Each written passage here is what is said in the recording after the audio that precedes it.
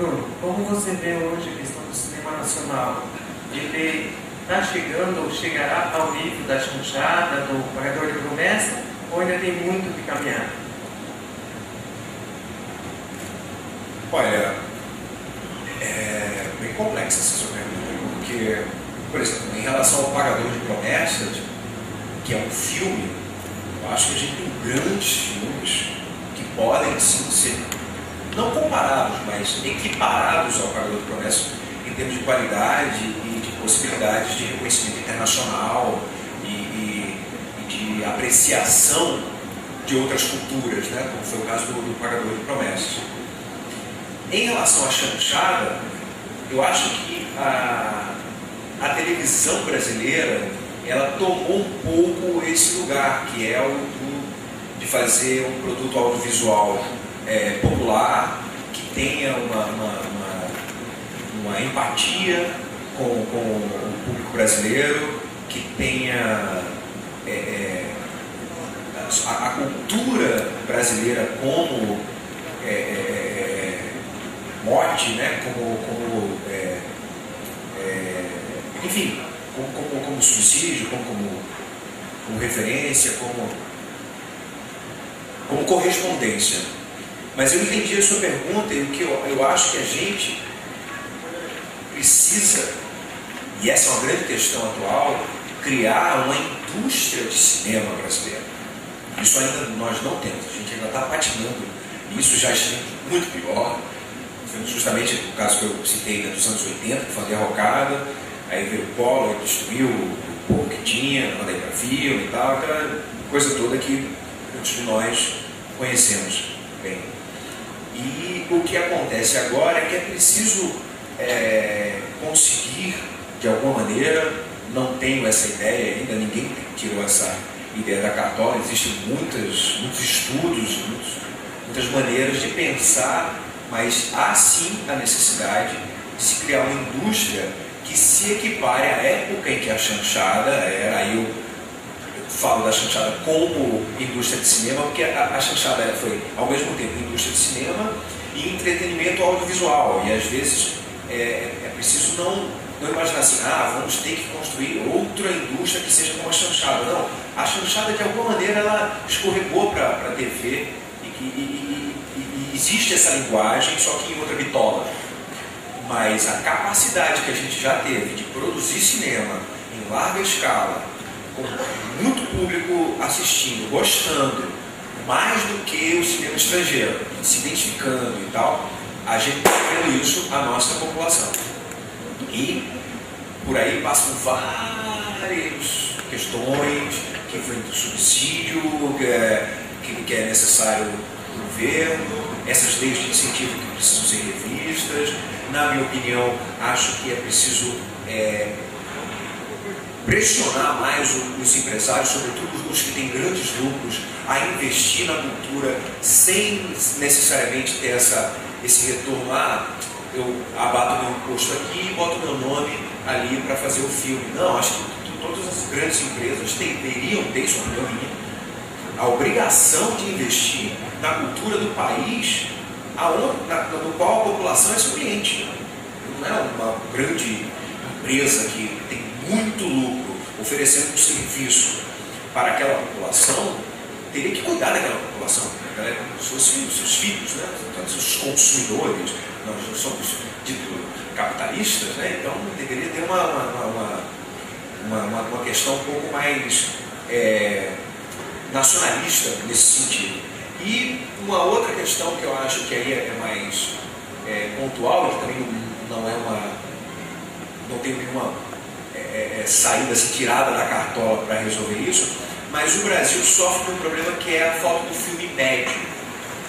Ou você tem filmes que são vistos por 3 milhões, 4 milhões de pessoas, que é aquela busca eterna, né? O filho de Francisco, Melania John e tal, isso aqui que é maravilhoso, né? Você tem filmes que alcançam essa bilheteria, ou você tem os filmes que fazem 70 mil, 80 mil pagantes, quando não fazem menos.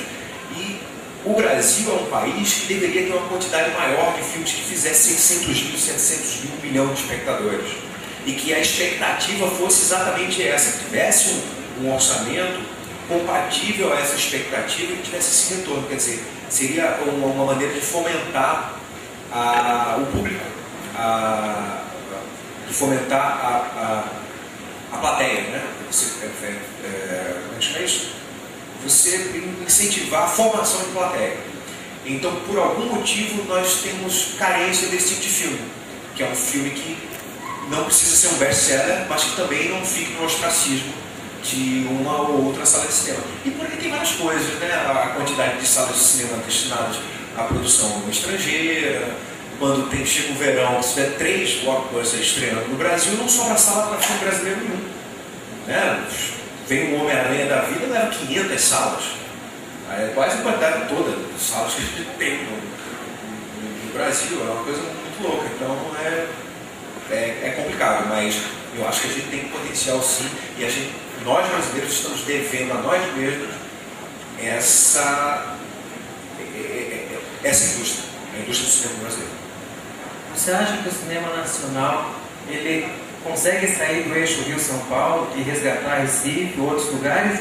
E como você trabalhou a questão do teu sotaque, sendo de Pernambuco, não sendo do eixo Rio-São Paulo? Olha, eu não só acho possível, como já saiu, né? Você vê a Casa de Cinema, uma grande produtora de cinema que só filma no Rio Grande do Sul. Jorge mal sai do apartamento dele para fazer os filmes. Aliás, ele escreve roteiros ao redor dos lugares que ele quer passar uma temporada. Né? O Saneamento Básico, quando ele me chamou para você, eu escrevi um filme que se passa ao redor de um hotel ótimo, com uns filmes fantásticos. Óbvio que isso era piada, né? O roteiro do Saneamento é genial e tal, mas realmente era tudo ao redor ali do Bento Gonçalves, enfim. Então, Recife já tem uma produção de cinema muito mais profícua do que já teve uma década e meia atrás. E eu acho que está saindo do eixo, sim. Temos em Minas, Manaus, temos vários festivais, festival de Natal, festival de Fortaleza e tal, que dá essa incentivada às pessoas. A chegada do digital foi uma coisa fenomenal, né, para a popularização do cinema em termos de possibilidade de ser feito. Porque antigamente era muito caro, né? Era impossível você alugar uma câmera de película, comprar os negativos, você tinha que rodar um para um, tal, era tudo uma loucura. Agora uma câmera mais ou menos doméstica pode fazer um filme, você faz um transfer, não sei o que, é óbvio que a imagem não ficaria tão incrível quanto uma câmera mais sofisticada, mas existe a possibilidade de você botar aquilo para funcionar, e aconteceram alguns fenômenos no mundo, né, em relação a isso. Maniac, que custou $7 mil com a dentro, e rendeu 7 milhões, enfim. O próprio Dogma, que também era um esquema, um movimento de cinema todo feito a baixo custo e tudo mais. Então eu acho que não só é possível sair do eixo do São Paulo, como já saiu, e eu acho que vai continuar saindo. E em relação ao meu sotaque, foi curioso, porque como eu morei esses 2 anos em Tucuruí, que era lá no meio do Pará, uma usina hidrelétrica, onde tinha gente do Brasil inteiro. Então já ali, criança, eu já dei uma misturada no sotaque. E quando eu comecei a fazer muita publicidade em Recife, eu me via muito, me ouvia muito.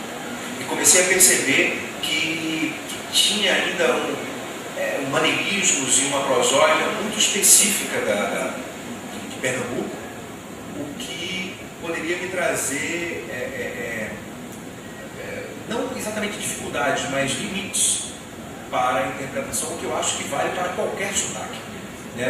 Um ator que tem um sotaque gaúcho muito forte, o carioca muito forte, o paulista muito forte, vai ficar um pouco limitado em personagens que tenham a ver com aquela região ou daquela maneira. E eu fiz muito teatro também, que é uma forma de você exercitar outras prosódias, outros maneirismos. Você interpretar um Shakespeare, fica difícil, você fala carioca, aí o Hamlet, você vai aí, vai matar o homem, não vai.